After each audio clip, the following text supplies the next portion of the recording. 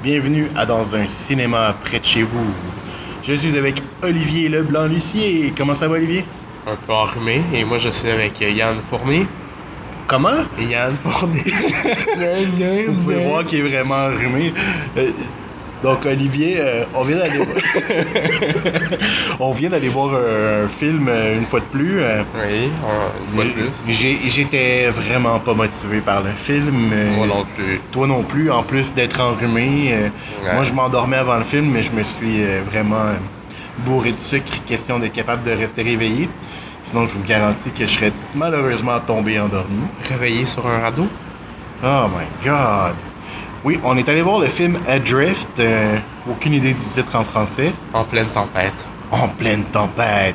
Ouais, ok, ça aurait dû être à la dérive, mais moi, là, ceux qui traduisent les films, là, Mais je sais pas si c'est juste la traduction québécoise. ouais, C'est la peu traduction importe, française. que ce je soit pense. français ou québécois, forcez-vous un peu, là. Exact. Le film, c'est Adrift, c'est pas en pleine tempête, ça, c'est pas in the middle of the storm. Non, c'est Adrift. Mais bon, je suis sûr que vous nous écoutez pas pour m'entendre déblatérer contre les traducteurs, là. Je pourrais partir pendant des jours et des jours. Comme Mais qu'elle a été revue pendant plein de jours sur l'océan. au moins 41 jours, sérieusement. 41 jours. C'est basé sur une histoire vraie. Oui, apparemment. Donc, apparemment qu'il y a une demoiselle de 24 ans qui était sur une espèce de voilier avec son copain de 33 ans et ils ont pogné une tempête. Et le navire a chaviré, brisé. Le navire s'est fait du fun, quoi. Est allé dans tous les sens. Ouais. En gros, c'est ça. Elle a survécu à la dérive pendant 41 jours. Et la façon dont l'histoire est. Ah oui, c'est dans les années 80. C'est dans les années 80, en 83 pour être plus précis. Ouais. Donc c'est pour ça qu'elle avait pas un GPS sur son bateau et ainsi de suite. Donc, tu sais, le film est comme tout entrecoupé de flashbacks, de retour en arrière pour expliquer la relation entre elle et Ça. Richard. Richard, ouais. C'est quoi son nom à elle? J'ai retenu le nom de lui. Ah, c'est Mimi, je pense. Non, c'est. Timmy. Ouais. Ouais, Timmy. Non, c'est Tammy. Tammy? Ouais, Tammy. Anyway, On voit que ça a peu d'importance. ça a vraiment peu d'importance dans le récit. Le montage est vraiment... je vais utiliser mon bon français. Il est merdique. Ouais, il est vraiment. On fait des flashbacks à la tonne. C'est pire que d'écouter les saisons 1 à 4 d'Arrow en rafale.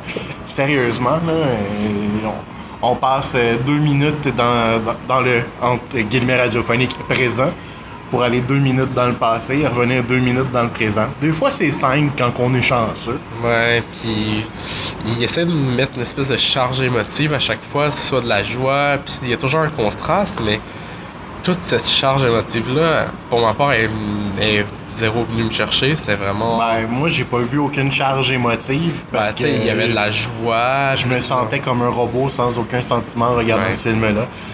Sérieusement, il y a 2 scènes où ils essaient beaucoup de charger émotivement. Et pour ce faire, ils font jouer des chansons mélodramatiques au complet. Pas 30 secondes, là, pas en arrière-plan. Non. T'as l'impression de regarder le vidéoclip de la chanson. Sérieusement, ça fonctionne pas pour moi. Moi non plus.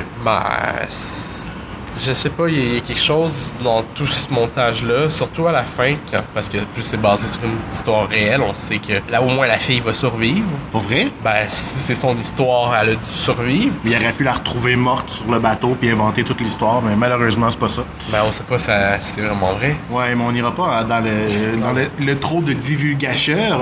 Mais c'est comme juste pour expliquer un petit peu l'émotion qu'il essaie de mettre à la fin. Elle retourne parce qu'il était sur un autre bateau, pas le bateau. Oui, c'était pas le bateau de elle et Richard, c'était le bateau d'un autre couple. Puis il y avait un contrat de le ramener aux États-Unis et pour- blablabla. Ouais, une espèce de raison on s'en fout pas mal. Puis là, elle retourne dans le bateau, elle est super triste, mais ça marche juste pas à l'écran. Ben, ça marche pas parce qu'on n'a aucune charge émotionnelle à cause de comment que le film est coupé et est monté. En fait, je vais utiliser les termes francophones. De la façon que le film est monté, on passe le temps à faire des flashbacks. Puis à chaque flashback, on décroche du film. Ça, c'est ce qui m'est arrivé à moi, puis à toi aussi, si je me trompe pas. Exactement. Puis, Moi, j'ai trouvé ça assez long et pénible avec Ben, tout c'est ça. ça. là. En décrochant, tu t'attaches pas au personnage, tu t'attaches pas à sa situation. Donc, tout le crescendo de charge émotionnelle qu'on aurait dû avoir, il fait juste faire des petites flamèches puis s'éteindre à chaque fois. Donc, ça fonctionne pas. C'est la grosse faiblesse du film pour moi. Si ça avait pas été du montage, je crois que j'aurais accroché à l'histoire. Je suis pas trop sûr pour ma part. OK, ben... Ça, c'est une question de goût. Oui, encore après une fois, hein. ça reste dans l'état d'esprit que j'étais au moment que j'ai vu le film. Je pense qu'il aurait fallu que la protagoniste soit enrhumée pour que Olivier s'identifie et s'accroche au personnage. Non, pas tant Mais que là, ça, mais... elle avait pas de misère à respirer, donc il était « Je t'emmerde! » Non, pas tant que ça. Je sais pas, il y a peut-être aussi un côté des acteurs où ce que j'ai pas l'impression de croire non plus à ce qu'elle vit, ou je sais pas trop. Ah non, je sais pas, moi j'ai aimé son jeu. Ok. Richard m'a moins accroché par son jeu. Ben, quel jeu à part d'être mourant Ben, sur le mort. du côté passé, dans le passé, là, il m'a moins accroché. Dans le présent, ben, il était mourant, avec c'était dur d'acter autre chose. Là. Tu prends quelqu'un qui dit ben couche-toi là, puis fait techniquement, n'importe qui aurait pu faire son jeu. Là. Ouais. Donc, c'est pas une grosse réussite de ce côté-là, mais la protagoniste, l'actrice principale, j'ai bien aimé son jeu. Je l'ai vu dans des rôles secondaires, puis elle a eu des rôles principaux dans la série Divergent que j'ai jamais regardé. Donc, j'ai aucune idée si elle était bonne là-dedans ou pas. Mais il y a eu plusieurs films qui ont quand même floppé vers la fin. Mais... Je l'ai pas vu, donc... Bah, série pour jeunes ados. Oui. Donc, ben, en gros, c'était Adrift. Je sais pas si t'as d'autres choses à dire là-dessus. Moi, il y avait des plans superbes si vous aimez regarder les vagues. Oui, ça... C'était magnifique à voir, mais... Mais, oui, moi, il y a un des aspects que j'ai beaucoup aimé, c'est l'introduction. Comment est-ce qu'ils font une espèce de l'état des lieux du bateau, puis avec la transition. Je sais pas, moi, j'avais trouvé ça quand même intéressant. ça m'a pas marqué du tout. Ok, moi, c'est le début qui m'a marqué un peu plus, mais bon. Ok, ben c'est ça. On remarque des choses différentes, donc... mais en gros, film très moyen pour moi. Un film à la dérive. Un film qui est totalement... Il s'est perdu à la dérive dans son montage. Je vous recommande pas le cinéma, à moins que vous soyez fanatique de vous perdre en mer et d'y rester et d'y laisser votre peau, mais que vous avez pas le guts d'y aller. Donc sérieusement, Il y a d'autres meilleurs films en ce moment au cinéma. il y a une tonne de films qui sont meilleurs Et il y que a ça. d'autres qui s'en viennent bientôt. Donc moi je vous dis, le cinéma, vous pouvez laisser faire. En Blu-ray, vous pouvez laisser faire. En vidéo sur demande, si vous êtes vraiment désespéré, ou attendez qu'il arrive sur Netflix, ou Hulu, ou Amazon, ou en torrent. Quand même. Tu sais, des torrents de la mer. Wouh! Moi, je trouve que c'est un concept incroyable. On devrait leur proposer. Pas sûr qu'ils vont apprécier de pas faire d'argent avec, mais bon, je suis pas sûr qu'ils vont en faire de toute façon. Non, malheureusement. Non. Donc, toi, Olivier, tu lui donnes quoi? Combien de pouces? 2 pouces vers le bas. Moi, je donne 6 pouces d'eau dans le fond de la cale du bateau.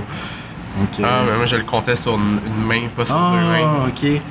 Ben, même sur 2 mains, j'ai pas 6 pouces. Non, sérieusement, je donne pas un thumbs up, pas un thumbs down. C'était pas mauvais. C'était juste tellement moyen. Puis avec ce qu'il y a en ce moment au cinéma, ça vaut même pas la peine. Pas mal la même chose pour moi. Donc, sur ce, à la prochaine. On sera dans un cinéma bientôt. Dans un cinéma près de chez vous. Ouh! Alors, pourquoi Tahiti? Qu'est-ce qui t'a emmené ici? Je viens chercher l'aventure. C'est qui ce gars-là?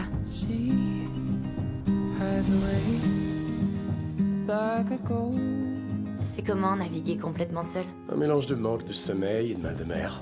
Et d'hallucinations aussi, au bout de quelques jours. Pourquoi tu le fais alors? C'est une sensation difficile à décrire, d'être seul devant l'infinité de l'horizon.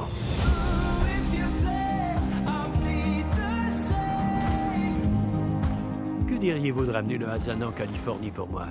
Qu'est-ce que t'en dis? J'en dis que parcourir 6000 km, c'est de la folie. J'irai nulle part sans toi. Mais les voiles avec moi. Bon voyage, les amoureux!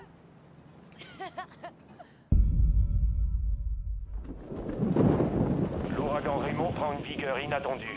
Il vient de passer à la catégorie 5. Commençons par tout sécuriser à bord! Est-ce qu'on doit s'inquiéter?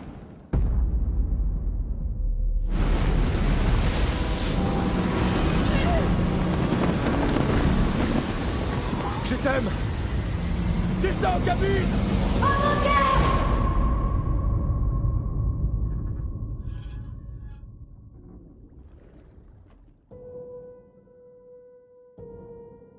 Richard!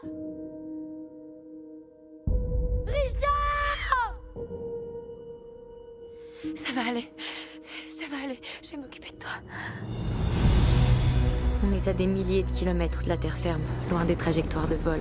Une zone de recherche de 40 000 km². Autant chercher une aiguille dans l'océan. Est-ce que quelqu'un m'entend? J'ai les côtes cassées, une jambe fracturée. Je suis au point mort. Et si on rejoignait Hawaï? Autant viser une cible mouvante à 3000 km. Si tu manques Hawaï, Si je manque Hawaï, on meurt. J'y arriverai pas. t'es capable de réussir tout ce que tu veux.